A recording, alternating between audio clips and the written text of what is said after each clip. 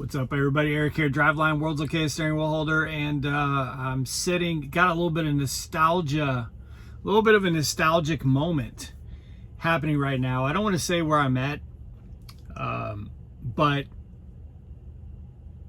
where I'm at is where Jenna dropped me off to catch the Greyhound bus to go to Prime to get my CDL. It was a really, it was pretty traumatic, to be honest with you.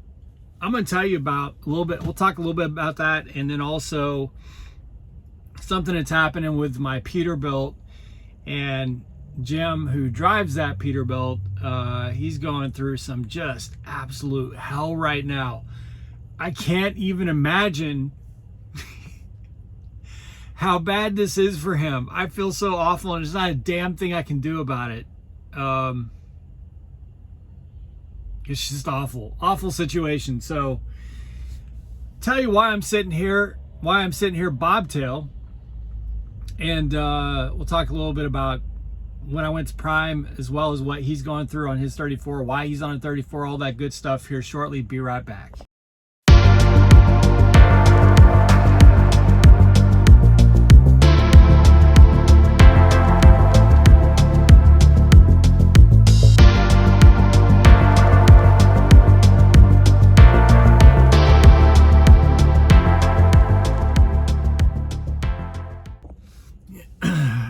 I'm trying to figure out if I want to. I've got a really good piping hot cup of coffee, but I don't know if I should finish it because I don't know what's going on right now. I don't have a trailer. I was at home.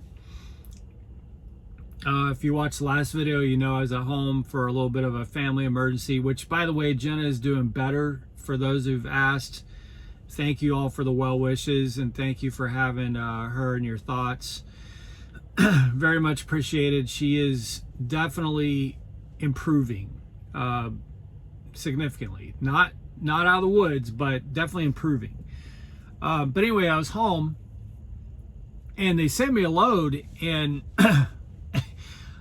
I don't know if whoever was there just like didn't look to see, but I did not have a trailer, A, and I would need a trailer to go pick up that load, and B, even if I had a trailer, there's no way I could have made it to get that load. So that didn't work out. So and I've been available all day today. My PTA was showing me available all day today, and finally I was like, you know what, I'm just gonna bobtail out to somewhere that's nearby, that you know, that can where I know I can be closer to being able to find an empty and all that good stuff. But so I bobtailed here to where I'm at, and now I'm shutting down for a 10 because I'm not rested enough. Haven't been home all day, and I did get some sleep during the day today, but not enough to just open up and say, hey, send me wherever and whatever, because if I have to go drive 600 miles or something tonight, I'm not prepared for that. So basically I told dispatch, I'm like, hey, you know, I'm going to do a 10, but I need to know in the morning where to go get a trailer. Here's a message. Let's see. No, that's not. So I need to know where to go get a trailer, because I could pull up Load Choice right now and try to find a load, but I'm not going to do that if I don't have a trailer. Because with Load Choice, you get 6 loads and that's it. Like, if you can't go get one of those 6 loads, then you're out of options, you know. So then you're at the mercy of dispatch and sales. So you can't like go back and try to, you know, you can't get a trailer and say, okay, can I pick 6 more? No. So I'm not going to burn my Load Choices without a trailer, because there could be something that's like 45 miles away that I could run and get, but I don't have a trailer, so then I can't accept that load. So anyway, my plan is to do a 10-hour break here hopefully they'll tell me here shortly where to go get an empty trailer. I'll go get an empty trailer in the morning and then pull up load choice, or maybe they'll send me something and then go get that load once I have an empty trailer. Because I'm also probably going to have to go get it washed out. I got to get my truck. My truck is the filthiest it's ever been. And that's because it's just sat collecting sap the whole time I'm home. I mean, my truck is just covered in sap. So you don't want to touch any surface of my truck right now. So anyway, yeah, I'm at this place that Jenna dropped me off 5.5 years ago to catch a Greyhound bus. Now, for those of you who, it's different now. It's all different now. But back then when I went to Prime to get my CDL, go through CDL school and all that stuff, there wasn't a whole, like now there's just so much stuff on YouTube, and there's so much of the process that's done before you even get to Prime that there's just not a whole lot of unknowns. I mean, I'm not saying it still isn't, it's still a lot mentally to go through to go to a CDL school, but the mental turmoil back then, I think, was significantly greater, because you just had you didn't do any of the stuff that you do now before you go until you get to Springfield. Back then you went to Springfield and you tested out and got your permit in Missouri, your CDL permit. So you gave up your driver's license from the state you had a license in, which for me was Texas. You give up that license and you get a Missouri driving permit, CDL permit. And then when you pass the test, you get a Missouri CDL. This was 5.5 years ago. And then you would have to take that CDL back to your state and swap it for the state, for the license in your state. But you didn't do your physical, you didn't do your drug test, you didn't do your permit test, you didn't do anything until you got to Springfield. All of that was done in Springfield. So you didn't even know if you were going to be able to pass the permit test before you got on this damn bus. And back then, almost everybody went to Prime on a Greyhound bus. The vast majority of students went on a Greyhound bus. And I had to take 2 buses to get to Springfield. The first bus was a long ride on a really nice bus. In fact, a brand new bus, had a great Wi-Fi and everything. It was half empty all the way to Joplin. And I thought, oh, this is fantastic. No problems at all. And then in Joplin, I got on a bus that's toilet was overflowing. It had overbooked. People were fighting for seats. Half of it was smoking weed and blowing out the windows. I mean, it was a horrible, horrible ride from Joplin to Springfield. And I was right next to the bathroom too, and it was awful. And then, just like you're leaving your family, and of course I didn't have Reese, I didn't have my son at the time, but just leaving Jenna behind and all that, just to go into this unknown world and not even knowing if I was going to pass the permit test or any of that stuff, would I be sent back a week later or 2 weeks later? I don't know. So I'm just sitting here literally looking at the room at this place that I had to wait for the Greyhound bus in, and it's kind of memories, man. It seems like so long ago, and it was. So much has happened since then. Oh my God, if you think of like COVID and elections and everything that's happened around the world has changed in that 5.5 years dramatically. Prime has changed dramatically in that 5.5 years. So anyway, my Peterbilt.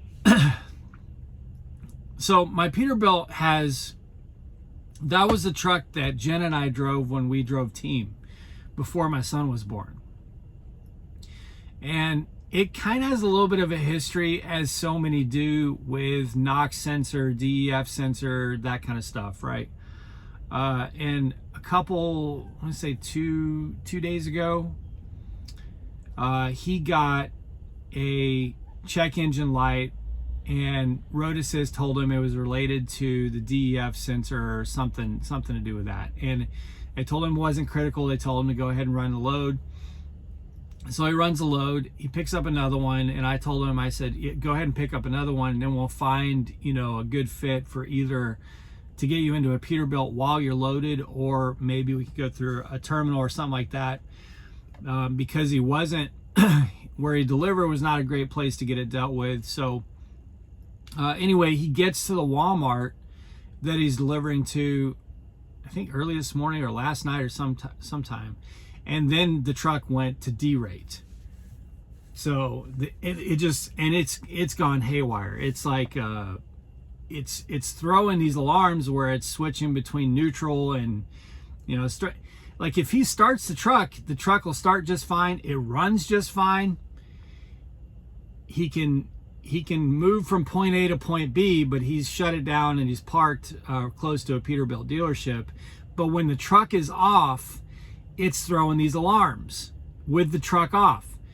Cutting the battery and resetting and everything is not doing it. Taking the key out doesn't do it. There's nothing he can do to get this from stopping these alarms, and it's like an audible sound. And Peterbilt isn't open until Monday morning, and he's at this Flying J out in the middle of nowhere. So he's having to do a 34-hour reset with this alarm just blaring from the front of the truck. And he says sometimes from the cab of the truck, he says sometimes it'll come on and then it'll run it'll do this alarm thing for it, cycle through the alarm, cycle, and then it'll go off for a little bit, and he'll be like, oh, I'll get some nice sleep now, and then boom, it's right back on. It's doing this like neutral. It's, you know, it's freaking out. So there's some sort of like sensor, something crazy happening in the truck. Again, he can start the truck and it runs just fine. Idles just fine. He can put it in drive, he can move. Everything's fine there. But there's some sort of sensor, something's gone fully retarded, and he's having to sit there and do a 34-hour reset with his cab just lighting up with these alarms, even with the key in the off position or no key at all. There's nothing to do to get these alarms to go off. So I asked him, I was like, how's your 34-hour reset going? And he was like, dude, it's so awful. It's like what did he say? Well, I'm on that phone right now, but something like it was Chinese torture or something like that. And that's hell to me, because I can't even stand something vibrating, like a piece of plastic or some sort of, like I have to come up here and put tissue. Right now I've got paper towels stuffed up above the sensors on the top of my windshield, because that plastic cover vibrates when when there's a reefer running behind me. So even if I hear that little, like the reefer running doesn't bother me at all, but if I hear some sort of plastic cover or something vibrating in this truck, I can't sleep. Engines don't bother me, reefer running doesn't bother me, the APU running doesn't bother me, but it's a little rattle or something like that drives me absolutely, it's just hell. So with that alarm doing what it's doing, oh my God, man, that would be such absolute hell. And he's having to go through that. So Jim, sorry you're having to go through that. And he's pissed because he just got a DOT inspection like 4 or 5 days ago at Prime. I'm not sure that it's something they would have caught because the sensor just started doing whatever it's doing, you know. But he just got his annual DOT inspection like 4 or 5 days ago. Had to get brakes replaced, which was brutal. $1,500. Brakes on the drives. $1,500. Brutal. But outside of that, you know, the truck got a clean bill of health and was sent on its way. And of course, this happens 24, 48 hours later. So I feel so bad for him, man, just sitting up there where he is right now, literally while I'm making this video, with that damn alarm going off in the cab. and there's nothing anyone, Road Assist doesn't have any solutions for it. You know, you just can't get into Peterbilt until Monday morning. And he's right by Peterbilt. But this is why I have become an advocate. If I was solo and by myself, like my friend Hopper, he just picked up a brand spanking new Peterbilt. Beautiful truck. Oh my God, his truck is just a beauty. If I was solo, probably would still prefer Peterbilt. It's just much more, it's just a much more elegant ride.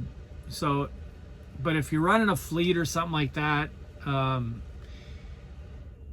and cost and things like that are a concern, and keeping your trucks moving, Freightliners are really the answer, because our problem, like I've said before, Freightliners, Peterbilts don't break down more than Freightliners do.